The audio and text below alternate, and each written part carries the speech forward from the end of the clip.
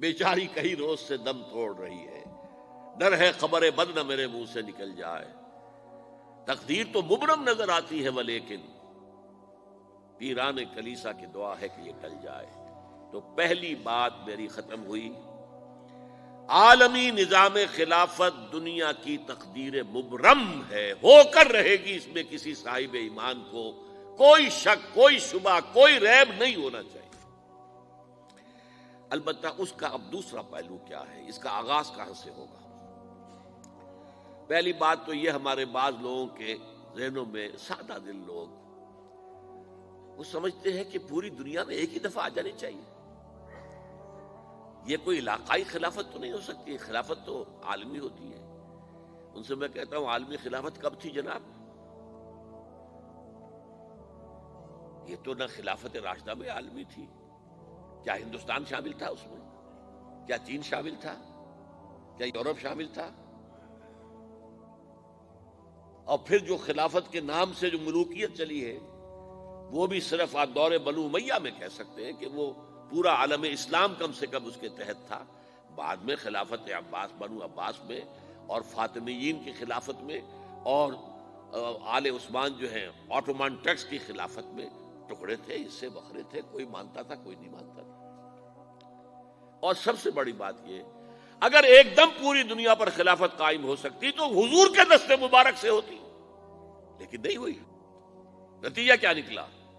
ایک ملک میں حضور نے قائم کر دی، جزیرہ نما عرب، یہاں خلافت قائم ہو گئی، حضور خلیفہ ہے۔ اس کے بعد آپ کے خلفائے راشدین نے پھر اس کو وسعت دی، شرقاً غرباً شمالاً، 3 کالمز نکلے ہیں فوجوں کے، صحابہ کرام کے، 3 کالمز، ایک ایسٹ ورڈ، ایک ویسٹ ورڈ، ایک نارتھ ورڈ۔ ایک عراق کو فتح کرتے ہوئے ایران میں پہنچ گیا، خراسان تک چلا گیا، ایک شام کو فتح کرتے ہوئے اور پھر سینائی پیننسولا سے ہو کر افریقہ میں داخل ہوا اور اٹلانٹک تک پہنچ گیا، تیسرا سیدھا شمال میں گیا، لیکن یہ زیادہ دور نہیں جا سکتا تھا، کوکیشین ماؤنٹینز آ گئے، کوہ قاف، اس زمانے میں تو یہ یوں سمجھیے کہ امپیسیبل تھا نا، کوہ قاف، لہذا وہاں آ کر رک گیا۔ اب بھی یہ ہوگا، کسی ایک جگہ سے شروع ہوگا پھر پھیلے گا، اس کے سوا کوئی چارہ کار ہے ہی نہیں۔ اگر ہر جگہ پوری دنیا میں ایک ہی وقت میں ہو سکتا تو حضور کے دست مبارک سے ہوتا صلی اللہ علیہ وسلم۔ اب وہ نقطہ کون سا ہوگا، نقطہ آغاز کون سا ہوگا؟ اس میں پہلی بات تو میں نے کہا، جو شک کرے گا اس کا پھر ایمان مشکوک ہے، ہوگا، لازماً ہوگا، گلوبل ہوگا، پوری دنیا میں ہوگا۔ کہاں سے شروع ہوگا اس میں آپ اختلاف کر سکتے ہیں، لیکن مجھے تو 2 حدیثیں تو ملی ہیں جن سے یہ اندازہ ہوتا ہے کہ یہ اس مشرقی خطے سے ہوگا، عرب کے مشرق کی جانب کسی ملک سے ہوگا، کسی خطے سے ہوگا۔ وہ حدیثیں بھی اب آپ پڑھ لیجیے پہلے، پھر میں کہہ رہا ہوں یہ خزانہ ہے جو ہم نے آپ کی خدمت میں پیش کیا ہے، کاش کہ آپ اس کی قدر کر سکیں، یہ حدیثیں آپ کو ازبر ہو جائیں، یاد ہو جائیں، لوح قلب پر نقش ہو جائیں۔ ہندوستان اور خراسان یعنی موجودہ افغانستان کا ذکر ابن ماجہ کی روایت ہے، عن عبداللہ ابن الحارث رضی اللہ تعالی عنہ قال رسول اللہ صلی اللہ علیہ وسلم یخرج ناس من المشرق یوطئون للمہدی یعنی سلطانہ، یعنی سلطانہ، دونوں طرح سے پڑھ سکتے ہیں۔ حضرت عبداللہ ابن حارث فرماتے ہیں رضی اللہ تعالی عنہ کہ حضور نے ارشاد فرمایا، مشرق کی طرف سے وہ فوجیں نکلیں گی، لوگ آئیں گے جو عرب میں مہدی کی حکومت قائم کریں گے۔ یہ مہدی کون ہوں گے اس کا ذکر میں ذرا بعد میں کروں گا، لیکن نوٹ کر لیجئے کہ مہدی سے پہلے لازماً کسی مشرقی علاقے کے اندر وہ نظام قائم ہو چکے گا، تب وہاں سے فوجیں آئیں گی نا۔ یہ مشرق کون سا ہے؟ عرب کے مشرق میں آپ چلیے، ایران بھی آ جائے گا، افغانستان بھی ہے، پاکستان بھی ہے، اور اگر اسے اور توسیع دیں تو ہندوستان بھی ہے۔ یہ ہے عرب کا مشرق، اس سے فوجیں جائیں گی۔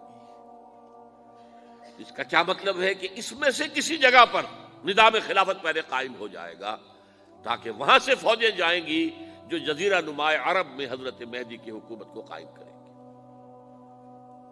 اب دوسری حدیث سنیے، یہ سنن ابن ماجہ کی حدیث تھی جو میں نے آپ کو سنائی، آپ نے پڑھی۔ دوسری، عن ابی ہریرہ رضی اللہ تعالی عنہ، یہ ترمذی شریف کی روایت ہے، قال قال رسول اللہ صلی اللہ علیہ وسلم یخرج من خراسان رایات سود لا يردها شیء حتی تنصب بإیلیا، خراسان کے علاقے سے سیاہ جھنڈے لے کر فوجیں آئیں گی، ان کا رخ کوئی موڑ نہیں سکے گا، ان کو پیچھے پھیر نہیں سکیں گے کوئی بھی، یہاں تک کہ وہ یروشلم میں جا کر جھنڈے نصب کر دیں گے۔ ایلیا حضور کے زمانے میں یروشلم کو کہتے تھے۔ یہ یروشلم تھا جب حضرت سلیمان کی حکومت تھی، اور یہاں پر معبد سلیمانی، ہیکل سلیمانی قائم ہوا، پھر یہ یروشلم ہی رہا ہے تاریخ میں، یہاں تک کہ سن 70 عیسوی میں جب ٹائٹس رومی جنرل نے اس کو گرایا، ختم کیا، سیکنڈ ٹیمپل گرا دیا، اور یہاں سے یہودیوں کو کہا نکل جاؤ یہاں سے، کوئی یہودی باقی نہیں رہا، تب بالکل تہو بالا برباد کر دیا۔ اس کے کوئی 150 سال بعد ہیڈریان، رومن ایمپرر ہیڈریان، اس نے پھر دوبارہ آباد کیا اس شہر کو۔ 150 سال تک یہ بالکل بنجر اور بالکل غیر آباد پڑا تھا۔ اب ہیڈریان نے جب آباد کیا تو اس کا نام ایلیا رکھا، اب یروشلم نام نہیں تھا، تو حضور کے زمانے میں پھر اس کا نام ایلیا تھا۔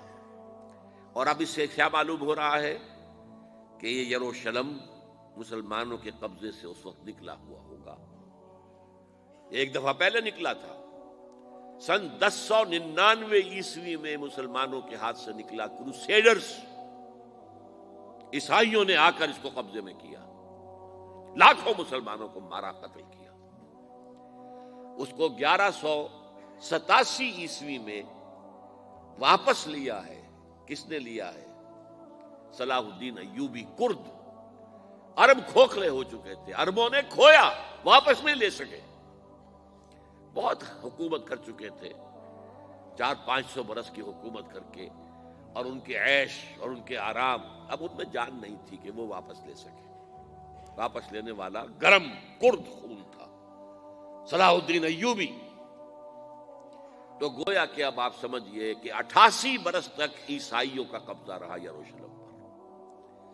اب 1967 میں یہودیوں نے قبضہ کیا ہے، اور اب 38 برس تو ہو گئے، 88 نہیں تو 38 برس تو ہو گئے، لیکن وہ دور آئے گا کہ اب پھر لیں گے۔ لینے والے عرب بھی نہیں ہوں گے، خراسان کے علاقے سے فوجیں آئیں گی۔ یہ خراسان کیا تھا؟ ایلیا تو میں نے آپ کو بتا دیا، یروشلم کا نام ہے۔ خراسان اس زمانے میں ایک بہت بڑے ملک کو کہتے تھے، کچھ حصہ پاکستان کا بھی اس میں شامل ہے، کچھ حصہ ایران کا بھی ہے۔ ایران کے اس حصے کو اب بھی خراسان کہتے ہیں، وہ ایک صوبہ ہے، خراسان ایک صوبہ ہے ایران کا چھوٹا سا۔